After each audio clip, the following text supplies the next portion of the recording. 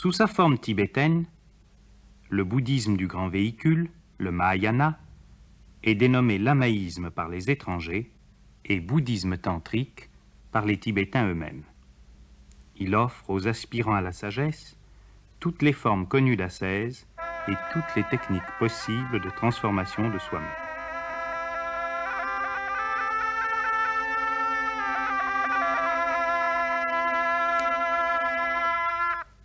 Ce bouddhisme tibétain se présente comme une pyramide, dont la base est la vie monastique, commune à toutes les formes du bouddhisme, et dont le sommet est la méditation sans forme, où se révèle l'unité de toute chose, l'impermanence de chaque élément de l'univers et l'éternité de l'absolu. Entre ce point de départ commun à tous les appelés et cette perfection réservée aux seuls élus, se situe l'édifice du tantrisme, si déroutant pour les observateurs étrangers, avec son panthéon de divinités aux formes souvent terrifiantes et son symbolisme sexuel, auquel il faut ajouter les pratiques du yoga. Ces moines, qui participent à la confession des manquements à la règle, sont membres d'un des ordres dits bonnets rouges, parmi lesquels on a rencontré le plus grand nombre d'ermites ou au contraire de religieux mariés. Quelle que soit leur secte, les moines réguliers se consacrent à l'étude de la métaphysique, parfois pendant des années. C'est une voie comparable à celle de tous les moines, mais où l'échange d'idées sur les hautes questions prend aussi un tour proprement tibétain.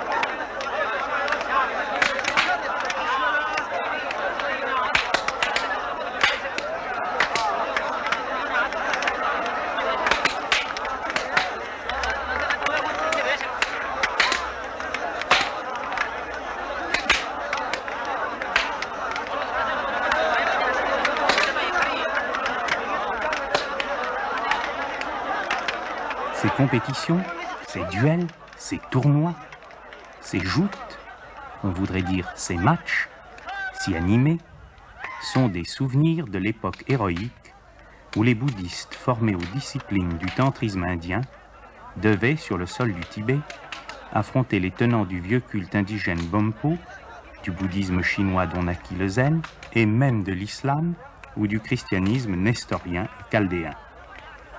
Ces débats étaient alors des combats, parfois des compétitions de pouvoir miraculeux. Aujourd'hui, ces controverses sur l'un et le multi, le noumen et le phénomène, le temps et l'éternité, sont une méthode pédagogique particulièrement en faveur dans les monastères de l'Église réformée des bonnets jaunes. Imaginez que nous soyons en Europe et que ces hommes soient des normaliens discutant de la dialectique de Hegel, ou bien encore des trappistes, s'interrogeant sur les dogmes et sur les mystères de la foi. Par ses cris et ses claquements de mains, chaque interrogateur s'efforce de dérouter son adversaire, de lui faire perdre sa concentration d'attention dans ce contexte de foire et de champ de bataille où ne manquent pas les autres occasions de distraction. Et tous portent leur rosaire, leur chapelet enroulé autour de leur bras gauche.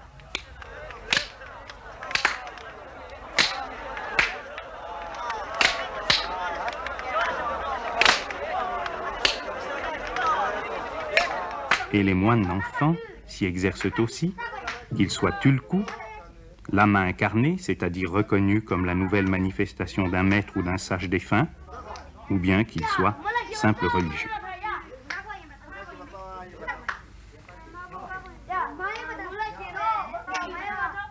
Mais si les monastères de 1000 ou même plusieurs milliers de moines n'étaient pas rares au Tibet même, aujourd'hui, sur le sol de l'Inde, plus précisément sur le versant indien des Himalayas, les moines et lamas tibétains réfugiés n'ont pu reconstituer que des vestiges ou des débris de monastères. Par exemple, Dukpa Tupse Rinpoche, gourou, c'est-à-dire maître de la secte des bonnets rouges dite Kargyupa, s'efforce de faire vivre et d'instruire une poignée de moines sans ressources, appelés à continuer la longue lignée des yogis, disciples du grand ascète Milarepa.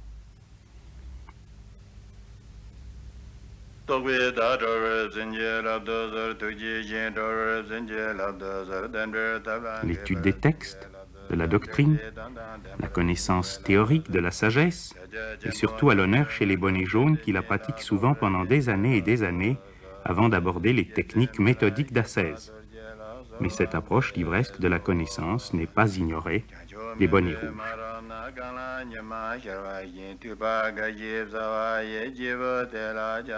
Les accessoires rituels déposés devant les lamas les plus âgés nous révèlent que le texte qui est lu est un tantra, d'où le mot tantrisme. Ces tantras sont des livres ésotériques qui se composent à la fois de traités de métaphysique et de manuels de techniques ascétiques.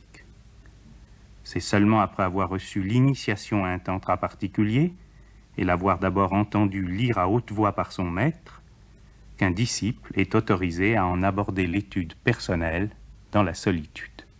Ces tantras sont ceux des différentes divinités tantriques, symboles visualisés par des sages durant leur méditation, des forces fondamentales qui tissent la trame de l'être humain aussi bien que de l'univers.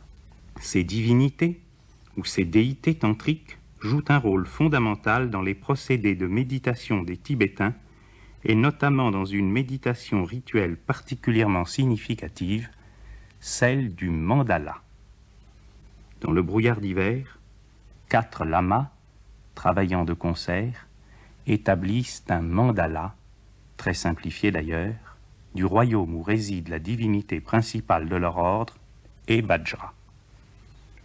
L'édification du mandala est déjà un rite en elle-même. Ces moines travaillent sans aucune note ou modèle sous les yeux, et travailler ensemble, en chœur, à une œuvre commune, est déjà un moyen d'élargir sa conscience individuelle limitée. Aucun détail n'est laissé au hasard dans la façon dont s'ordonnent autour du centre, autour de ce point qui est également le tout, les lignes et les régions qui partagent l'espace. La confection d'un mandala, même simple comme celui-ci, demande au minimum 2 jours pleins, 2 jours auxquels les moines se sont longuement préparés par des jeûnes et des prières. Pendant ce temps, la vie du monastère continue, travail, études, offrandes quotidiennes, tout ce qui, dans tous les monastères du monde, ponctue les heures canoniques de la journée des moines. Puis le tracé terminé, les lamas donnent au mandala ses couleurs en disposant dans les différentes régions des poudres des 5 couleurs symboliques, vert, jaune, bleu, rouge et blanc. 5 couleurs, 5 directions, nord, sud, est, ouest, centre. Cette quintuple division se retrouve partout. 5 dhyani Bouddha, aspect du même absolu ou Bouddha suprême. 5 centres subtils dans le corps de l'homme. Mais il est aussi, au-dessus du mandala, un 6e point, hors du temps, hors de l'espace, qui est proprement ce que l'on a appelé la vie éternelle. C'est cette vie éternelle que cherchent confusément ces fidèles qui effectuent le tour rituel du temple et qui font tourner les roues contenant des textes sacrés en mémoire de la roue du Dharma. Et c'est à cette vie éternelle que prétend contribuer à mener la pratique de la méditation selon le mandala. Car son symbolisme géographique et spatial est avant tout dynamique, et il conduit celui qui le vit de la périphérie vers le centre, de la multiplicité vers l'unité, et par là même de l'illusion et de la mort à la réalité et à la vie. Car le mandala, symbole visuel, support concret pour la méditation, est d'abord un plan ou une carte, celle du domaine d'une divinité, domaine au centre de laquelle se trouve son palais ou son temple et son trône. Et comme les Tibétains ne sont nullement polythéistes, bien au contraire, et que toute divinité naissant du vide et retournant au vide est elle-même la porte vers la connaissance de l'unique réalité, on peut dire que chaque mandala est une carte de royaume des cieux et de l'ordre cosmique et psychique qui y correspond. Une fois terminé, le mandala est installé à l'intérieur du temple.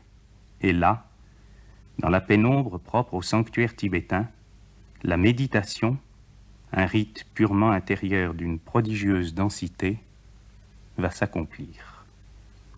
Chaque participant va vivre la liturgie du mandala et par la puissance de son attention va faire en lui-même le chemin qui conduit des ténèbres du dehors à la lumière du royaume et à cette obscurité qui est au-delà même de la lumière, celle de l'incréé.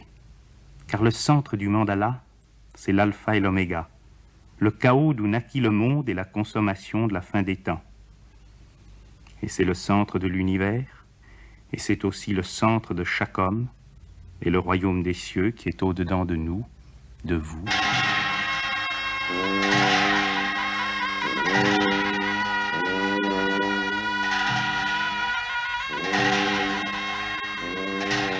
Puis, le rite terminé, le mandala est défait, comme se défait à chaque instant toute chose créée, et les poudres qui l'ont constitué sont emmenées en procession jusqu'à un torrent de montagne dans lequel elles seront jetées et se dissoudront, comme se dissout à chaque instant tout élément de toute chose créée. Rares sont les mandalas peints sur étoffe et conservés, et rien ne permet de prédire s'il y aura longtemps encore des moines capables d'exécuter ces œuvres si complexes et si ésotériques.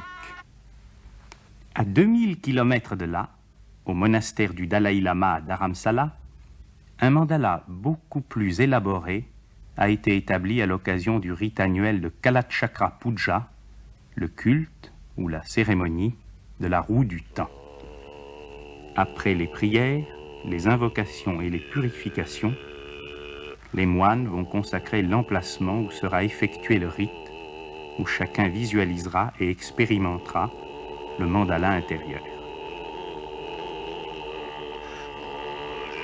Au Tibet même, dans un monastère, ce mandala eût été situé au centre du temple et le rite accompli à chacun de ses 4 côtés, aux 4 directions de l'espace. Mais l'exiguïté du local dont se contentent ces moines réfugiés, qui furent ceux du Potala même à Lhasa, a obligé à situer le mandala contre un mur de la pièce, et la consécration des 4 régions se fera sur le même emplacement.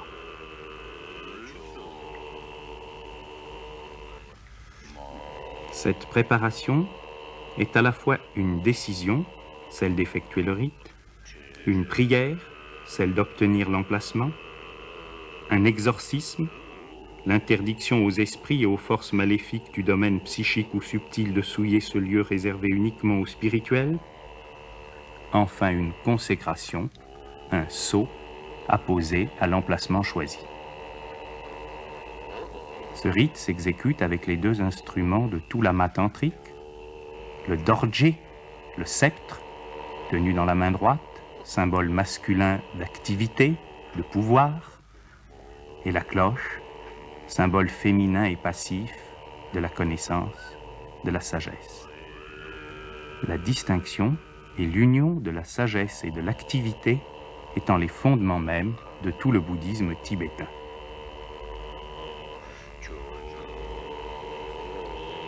Ces images, m'ont dit des Tibétains et des experts européens, sont uniques au monde et nous sommes là au cœur secret de la tradition tibétaine.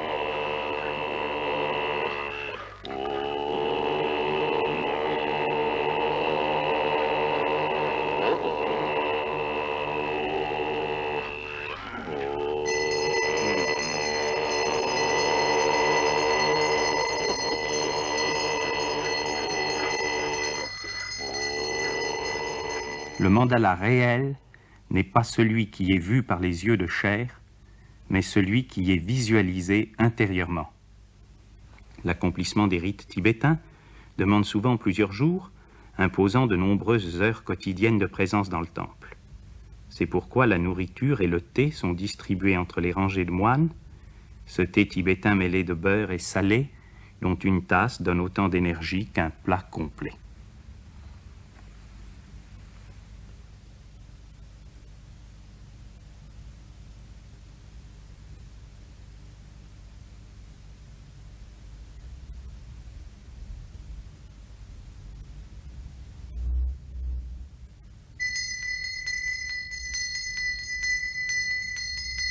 Plus la méditation progresse, plus elle se dépouille.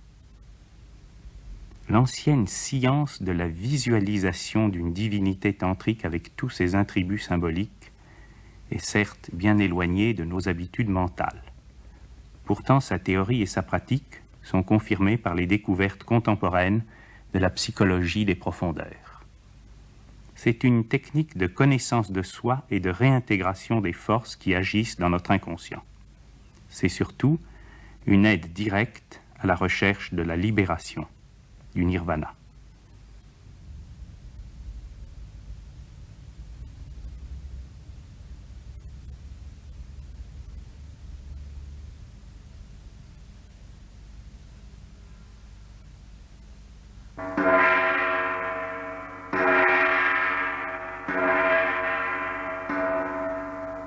D'autres rites tantriques prennent la forme d'une action dramatique intensément vécue par ceux qui s'y associent.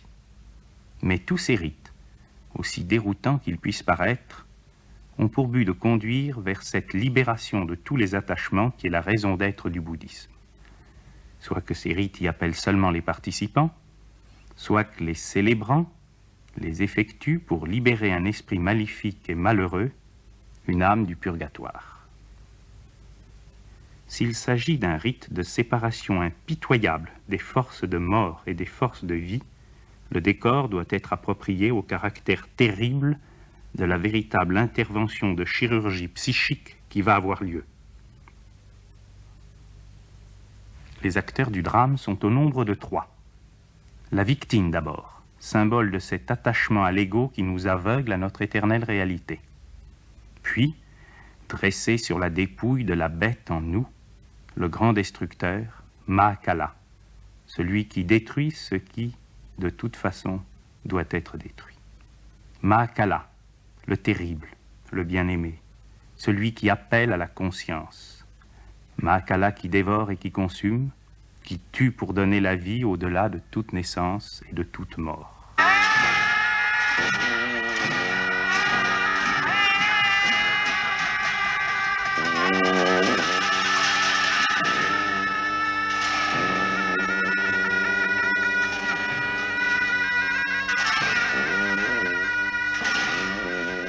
Enfin, l'officiant, le lama tantrique. Khyentse Rinpoche est aujourd'hui considéré en Inde comme un des plus grands sages de la secte des bonnets rouges.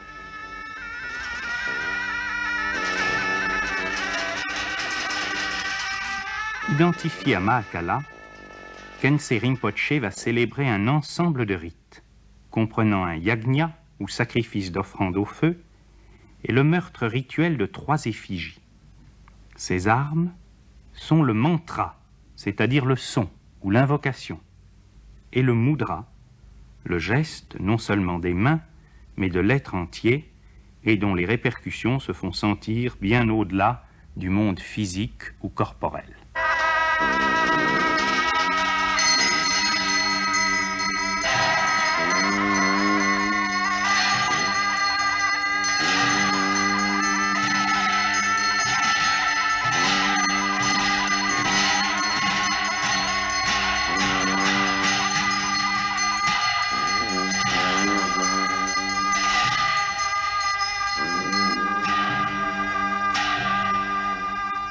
Puis vient le moment d'assigner l'esprit malheureux à comparaître et à se trouver présent dans la statuette elle-même.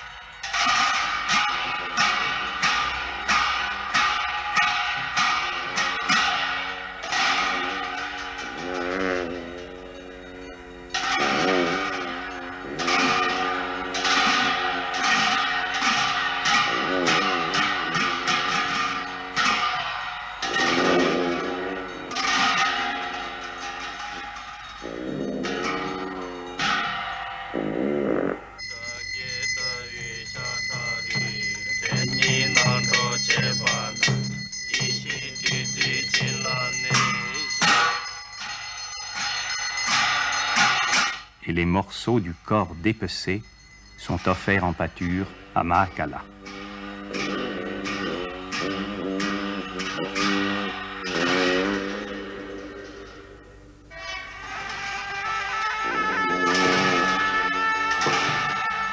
Khense Rinpoché se rend ensuite de l'autre côté du temple,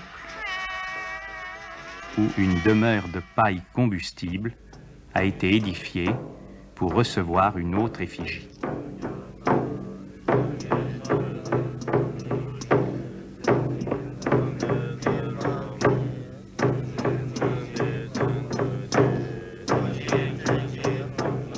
Et Mahakala, transformée en une arme plus terrifiante que l'arme absolue, est projetée dans la maison en flammes.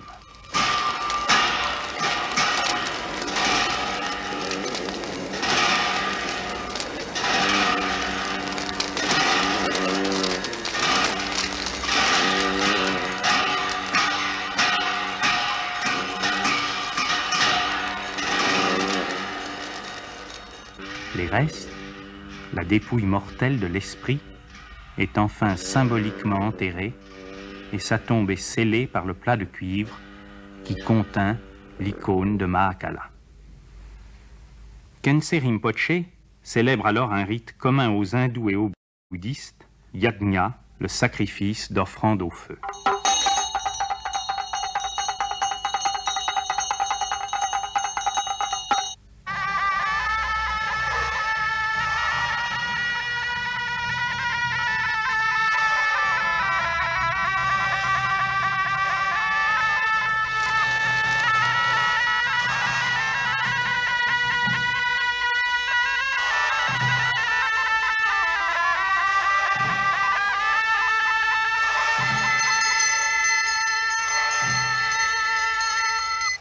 Pour les moines, il ne s'agit pas d'assister au sacrifice, mais d'y participer.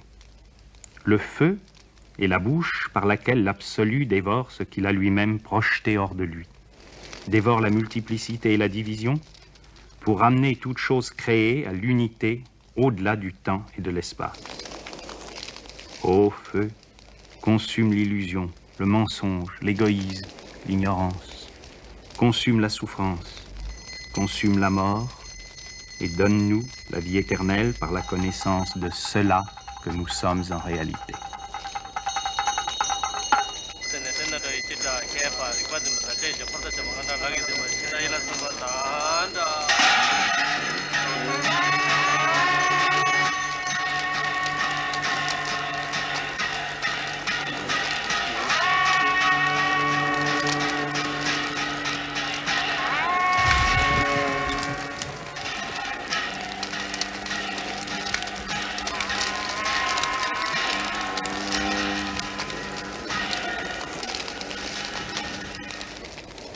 Au au monastère de Dukpa Tupse Rinpoche, le même rite de Hom est célébré, cette fois par des moines yogis de l'ordre Kargyupa.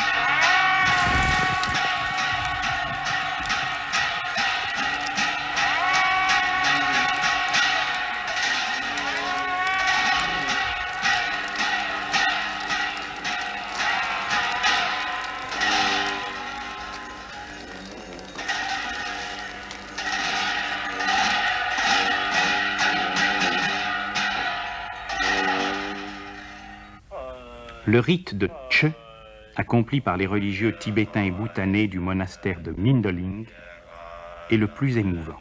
C'est l'offrande par chacun de son propre corps à tous les êtres en rémission de toutes ses fautes.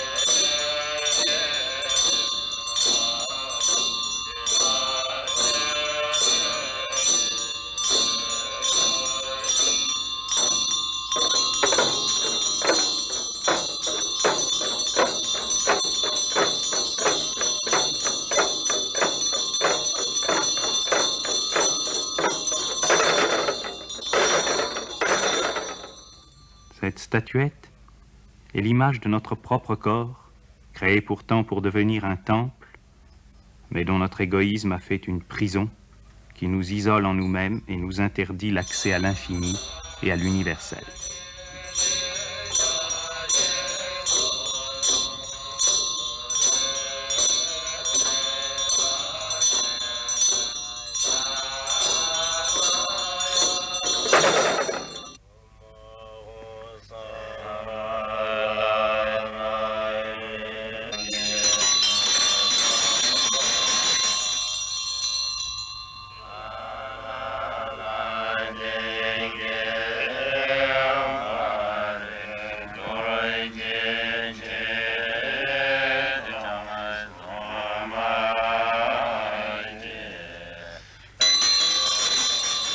Et un morceau de ce corps sacrifié est donné à manger au gourou, au maître.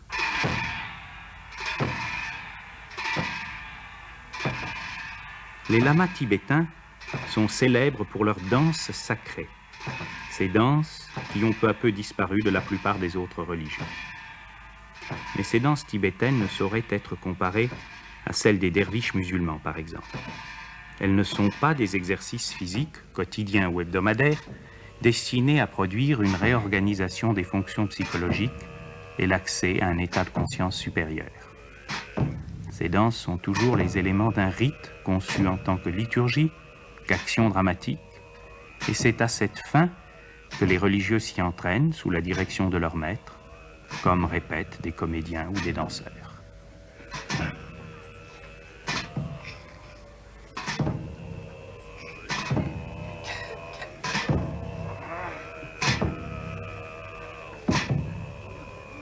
Au monastère du grand yogi et abbé tibétain Gyalwa Karmapa, à Ramtek, au Sikkim, les danses annuelles durent 2 jours.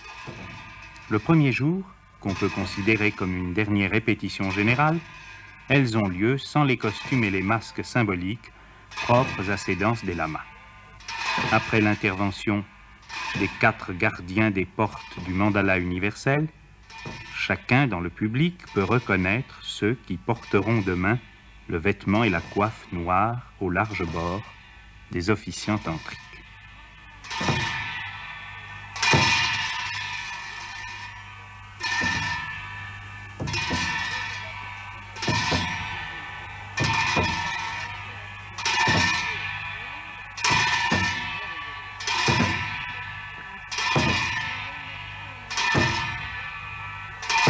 Puis ceux qui revêtiront les masques de Mahakala et de ses acolytes.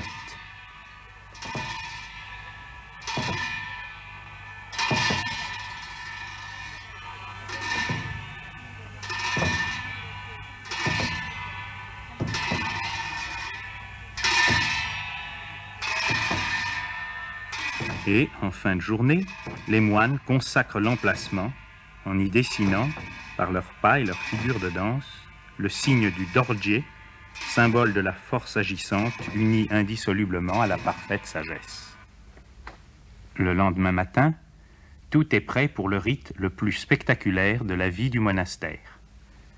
Une icône de Mahakala le destructeur, une effigie dans laquelle résidera l'esprit à libérer de lui-même, le public de Tibétains Sikkimés et Bhoutanais, et Karmapa, l'abbé du monastère et chef de la secte des Kargyu Karmapa.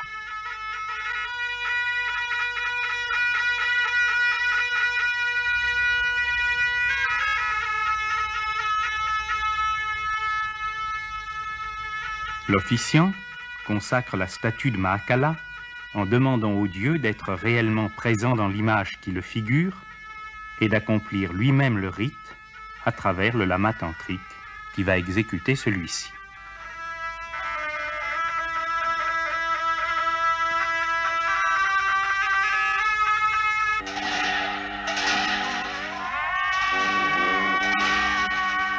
L'esprit, l'âme du purgatoire, est sommé de prendre place dans son effigie.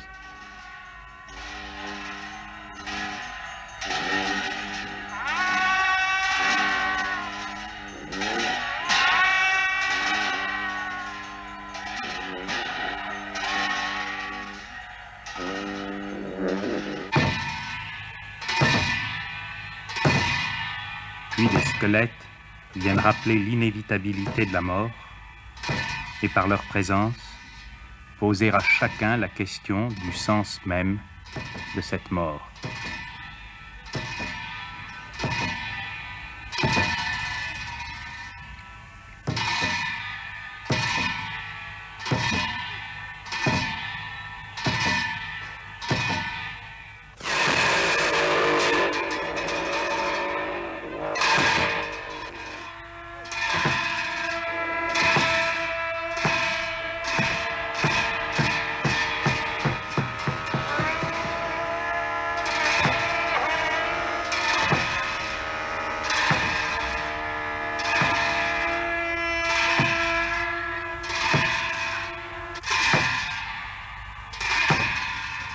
Les 4 gardiens des 4 portes protègent le seuil du mystère sacré de la nouvelle naissance qui suit une mort consciemment acceptée.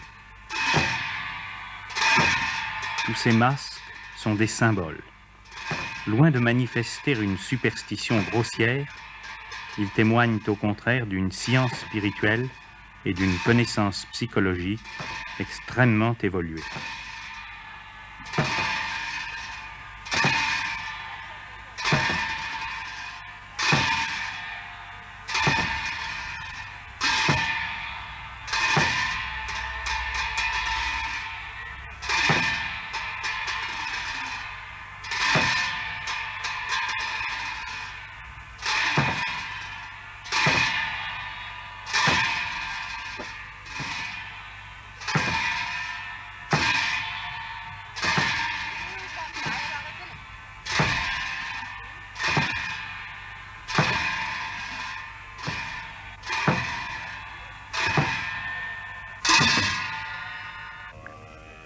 Avec divers instruments symboliques, cordes, menottes, armes variées, l'officiant prépare peu à peu l'esprit à sa mise à mort. On voudrait dire, en se demandant si la corrida, la course de taureaux, n'est pas le vestige d'un rite autrefois sacré, qu'après le travail à la cape, les piques et les banderilles, vient le travail à la muleta.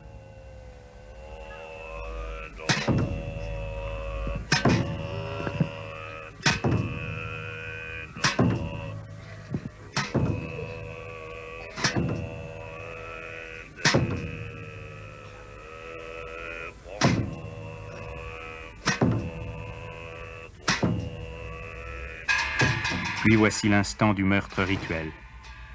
En tenue d'apparat, les acolytes du célébrant entrent dans l'arène pour le coup d'estocade.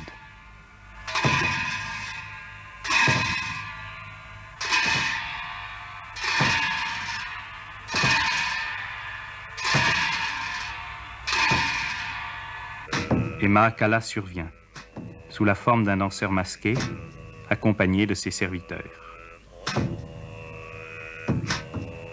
Maakala lui-même va donner le coup de grâce à l'entité maléfique, suivi dans ce geste par tous les siens.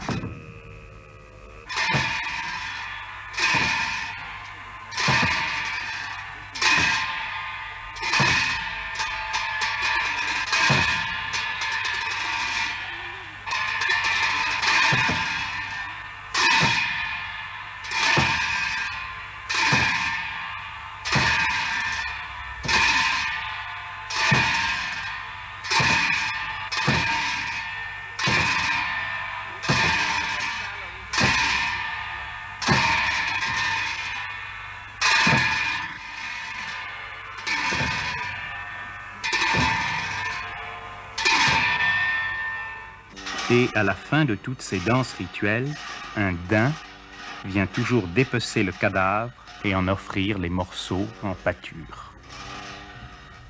Mais nul Tibétain ne songerait à prétendre que ces rites tantriques sont le fin mot de la spiritualité des lamas. Dans les ermitages des jungles himalayennes, des maîtres et des disciples poursuivent des ascèses plus dépouillées et considérées comme constituant une étape encore plus avancée, en particulier le yoga. Ce vieil homme, centré dans sa tranquille puissance intérieure, est un Bhoutanais qui a passé au Tibet même la plus grande partie de son existence. Ceux qui l'entourent portent le costume national du Bhoutan et tous viennent honorer un stupa en construction. Mais cet homme n'est pas seulement un vieillard serein, c'est d'abord un yogi, un grand yogi, un très grand yogi.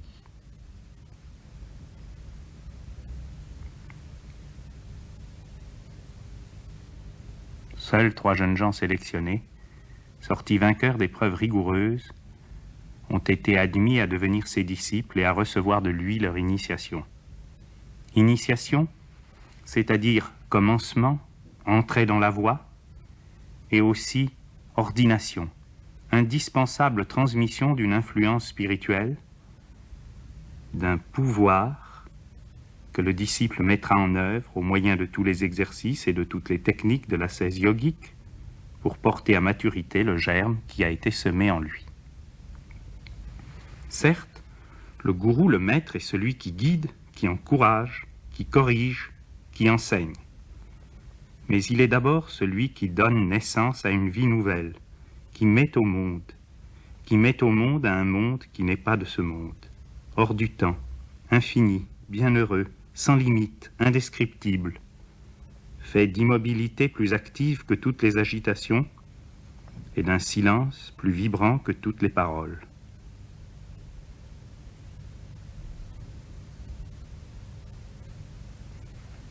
À l'autre extrémité de l'Himalaya, Abo Rinpoche est actuellement le plus vénéré de tous les yogis tibétains qui ont réussi à fuir leur pays et à se réfugier sur le sol de l'Inde. Il a oublié son âge, que l'on évalue à 80 ou 90 ans, et il a atteint le plus haut sommet auquel puisse conduire le yoga. C'est lui aussi un maître pleinement qualifié pour mener un disciple jusqu'au terme du voyage, jusqu'à l'autre rive. Mais lui aussi, comme tous les autres yogis authentiques, réserve son enseignement aux seuls initiés. Le Hatha Yoga tibétain a pris une forme assez différente de celle du yoga hindou, dont les postures et les exercices respiratoires élémentaires sont aujourd'hui vulgarisés et étalés aux vitrines de tous les libraires. Il faut d'ailleurs prévenir les amateurs que le yoga des réfugiés tibétains n'est pas prêt, et loin de là, à se laisser vendre sur le marché mondial des snobismes orientalistes et des nouveautés à succès. Vous ne voyez que certains exercices parmi les plus simples et les premiers enseignés.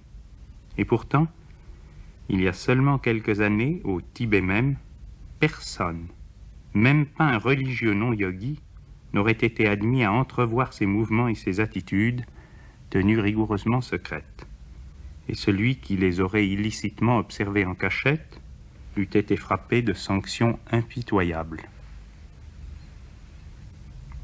Tout le yoga physique repose sur un paradoxe. Transcender le corps mortel, dépasser les limites du corps, en consacrant à ce corps même son attention et ses efforts. Car le yoga est un aspect du tantrisme. Et pour le tantrisme, rien, absolument rien, ne doit être refusé, nié, refoulé. Tout doit être assumé, intégré, transformé. Comme la nature transforme le charbon en diamant, comme les alchimistes parlent de transformer le plomb en or. Aussi grand soit-il, Abo Rinpoche adopte l'attitude la plus humble devant le lama Tulku, le lama incarné reconnu tel dès son enfance, qui préside aux destinées de sa secte, Kamtrul Rinpoche. Aussi secrète que soit la science du yoga, aussi héroïque que soient les ascèses des yogis, aussi extraordinaires et même miraculeux que soient les résultats obtenus, ces yogis sont des sages qui demeurent parfaitement en harmonie avec ce qui fait la vie quotidienne de tous les autres hommes. Quand un yogi du Ladakh rencontre un yogi du Bhoutan, qu'est-ce qu'il se raconte? Tout sauf des histoires de yogis. Ces deux êtres, qui ont vu au-delà du voile des apparences, savent d'abord qu'ils sont un, comme est une la seule réalité. Ils jouent parfaitement leur rôle, spontanément, librement, entièrement dans l'instant présent, débordant de sérénité, de joie, de bienveillance et de compassion, car ils sont libres de toute empreinte, consciente ou inconsciente, du passé, libres aussi de la moindre préoccupation de l'avenir.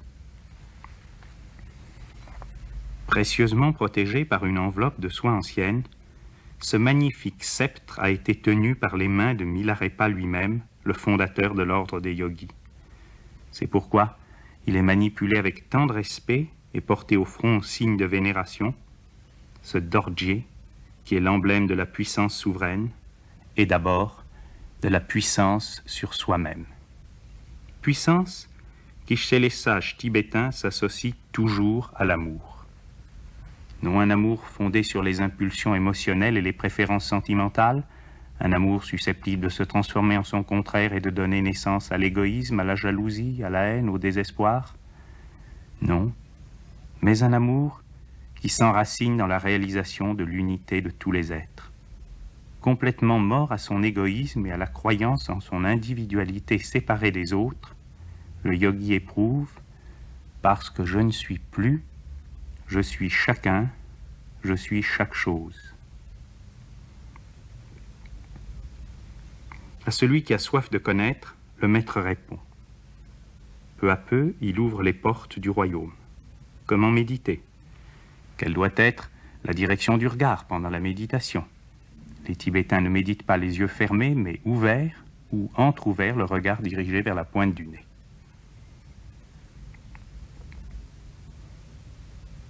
Le corps doit être totalement relâché et immobile, dans une posture qu'il puisse sans difficulté conserver pendant plusieurs heures. Certaines méditations tantriques sont fondées sur les visualisations.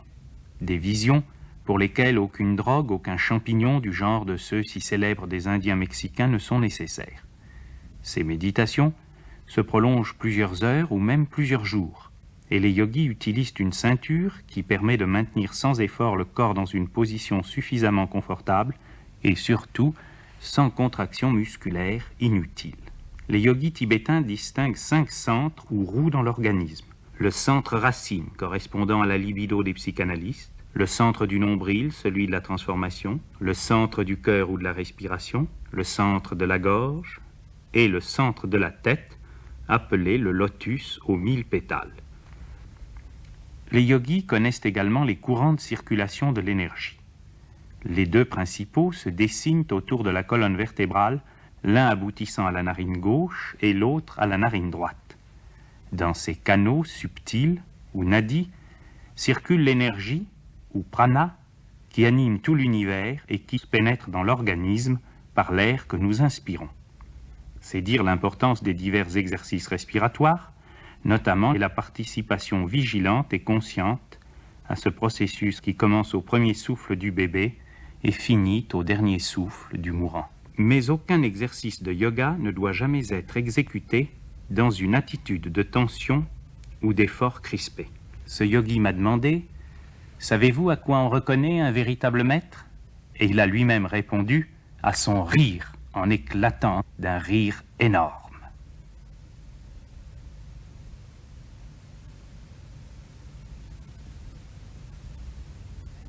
Aux novices, le maître enseigne d'abord à desserrer leur ceinture. Relâcher les muscles abdominaux est la base d'une attitude juste. Comment se situer soi-même en soi-même si nous conservons une attitude étriquée et contractée? Seul l'homme qui a trouvé son centre de gravité peut échanger librement avec l'univers dont il fait partie. Et ce centre de gravité, les Tibétains le situent dans le ventre. Les bouddhistes japonais aussi, qui lorsqu'ils veulent se donner la mort ne se logent pas une balle dans la tête, ni ne se portent un coup de couteau au cœur, mais se font harakiri, c'est-à-dire se transpercent ce hara, ce centre de vie, dans l'abdomen. Tous les exercices de l'ascèse bouddhique tibétaine, tous les rites tantriques, toutes les pratiques de yoga trouvent leur sens et leur accomplissement dans la méditation. Cette méditation se transforme sans cesse avec les progrès du disciple et sa maturité spirituelle. La visualisation de formes symboliques est peu à peu dépassée et l'ascète s'élève au plan de la méditation sans forme, la perception du vide, ou shunya, ce mot clé de tout le bouddhisme tibétain.